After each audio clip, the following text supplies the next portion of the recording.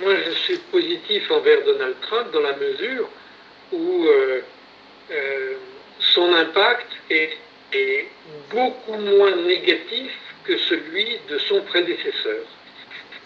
Euh, Barack Obama a enclenché volontairement toutes sortes de guerres.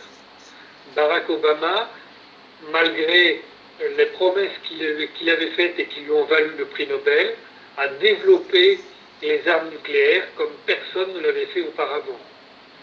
Donc, au plan international, l'œuvre de Barack Obama, c'est des destructions sans précédent et une politique de l'oppression et de la peur.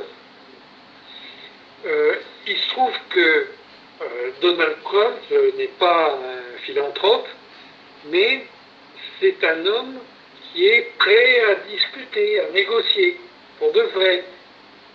Barack Obama parlait de négociation, mais il imposait sa volonté. Celui-là est capable de venir discuter avec la Corée du Nord. Personne ne l'avait fait auparavant. Mais vous voulez dire parce que oui, enfin, j'avais par recherche vu qu'Obama était responsable de plus d'assassinats par opération de drone que George Bush lui-même. Oui, oui. Vous avez cette information oui, il avait organisé, c'est le Washington Post qui l'a publié. Vous pouvez répéter parce que là, on n'a pas très bien entendu. C'est le Washington Post qui l'a publié. C'est une affaire très publique. Il avait installé à la Maison Blanche une salle d'opération pour assassiner les gens. Et il y avait un panneau où on faisait apparaître les noms des gens à tuer, et quand on les tuait, etc. D'accord, D'accord. Bon, c'est bien de le préciser parce que les gens s'imaginent, ont toujours l'image qu'on a essayé de véhiculer dans les médias.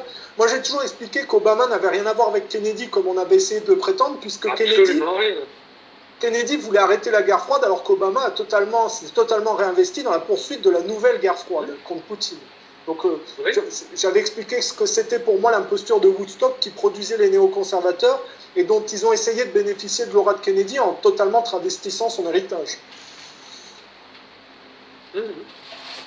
Absolument.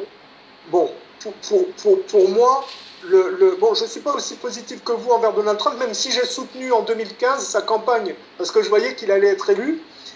En 2015, j'avais fait des vidéos pour soutenir sa campagne, parce que je trouvais que ses promesses de campagne étaient vraiment intéressantes. C'est-à-dire, il avait ciblé qu'il fallait arrêter de se déporter dans la planète pour assassiner des gens, et se concentrer sur sa propre économie, ce que je trouvais totalement pertinent. Mais force est de constater qu'il n'a pas pu mettre ça en application.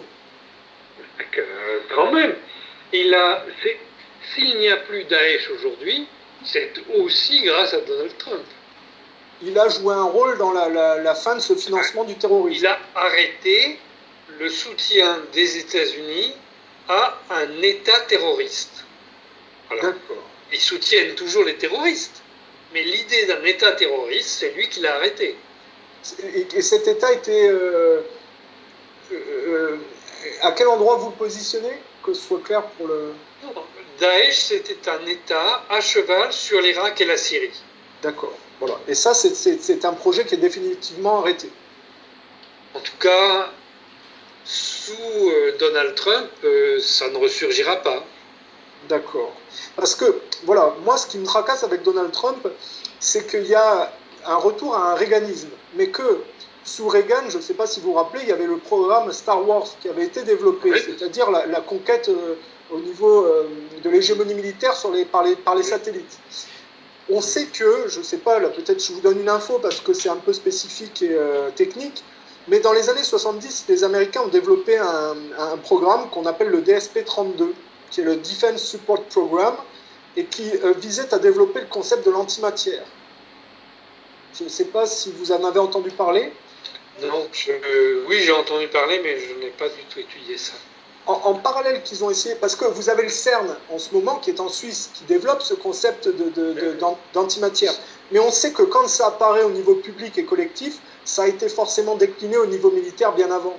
Et on peut se demander si cette course à l'armement sophistiqué, comme l'antimatière qui remplacerait le nucléaire, ou On a le projet Aquarius, c'est-à-dire l'antigravité, ou même ce projet-là, je vois là, c'est tout à fait sérieux, hein, ce sont des révélations de l'ancien gouverneur du Minnesota, Jesse Ventura, peut-être que vous le connaissez, qui dans une émission a révélé que les travaux de Tesla avaient été utilisés dans l'armée américaine par, si vous voulez, ce qu'on appelle le concept d'énergie libre et de mise en place par satellite de rayons laser, si vous voulez.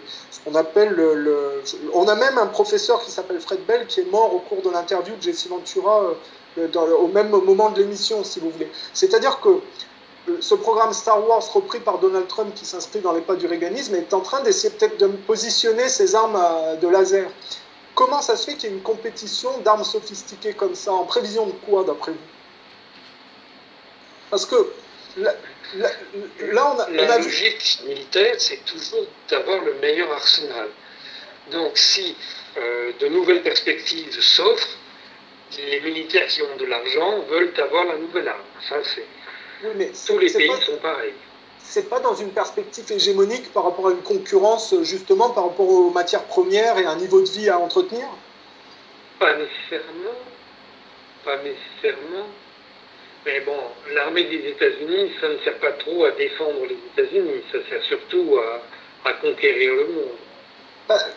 Pourquoi je vous dis ça? Parce que vous êtes totalement sensible au comportement anglais, dans le rapport au colonialisme. On sait qu'ils sont passés par l'écologie, hein, le WWF qui avait des cercles d'assassins dédiés à la couronne d'Angleterre qu'on retrouve dans le cercle des 1001, je ne sais pas si vous connaissez. L'écologie contemporaine sert à maquiller la persistance du colonialisme anglais qui vise à continuer à capter les ressources naturelles dans les anciennes colonies. Et en même temps qu'on a cette poursuite sophistiquée dite écologique, on a ce que vous disiez, sous Obama, ils ont développé et décliné des armes de plus en plus sophistiquées. Est-ce que ce n'est pas en vue, visiblement, d'un conflit élargi pour ce contrôle des ressources naturelles? Les États-Unis veulent avoir les plus belles armes, les plus sophistiquées que leurs adversaires ou leurs rivaux ne posséderont pas. Voilà. Alors, qu'est-ce qu'ils en font? Ça, c'est autre chose. Mais de toute manière, ils veulent ces armes. Et il n'est pas nécessaire qu'ils aient une visée de s'approprier telle ou telle chose pour se fabriquer ces armes. Je dis ça parce que récemment, Donald Trump, je crois que c'est du bluff, hein, mais il a demandé la possibilité, c'est-à-dire l'acceptation internationale de la mise en place de ces satellites avec des rayons pour lui, il l'a justifié sous prétexte de détruire des météorites. Mais on voit bien que c'est du bluff et qu'ils ont probablement déjà placé ce genre de satellites qui sont des armes révolutionnaires et que peut-être Hollywood avait déjà commencé à véhiculer via Star Wars, la saga des Star Wars avec ce qu'ils appellent le rayon de la mort. C'était peut-être une propagande d'Hollywood pour initier les gens à ce développement militaire. Et pour le moment, on n'a pas le droit de placer des armes atomiques dans l'espace. Oui. Mais si c'est des armes... personne pour vérifier.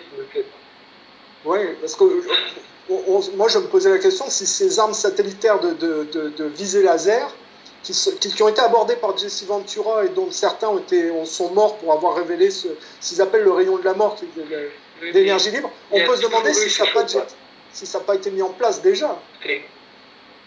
Les soviétiques qui avaient une industrie militaire extrêmement pointue, mais sur des bases complètement différentes de celles des Occidentaux. En tout cas, ils fabriquaient des engins bizarres dont ils avaient un rayon laser qui, depuis un satellite, pouvait découper des sous-marins dans l'eau. Voilà. C'était à quelle époque que ça a été développé?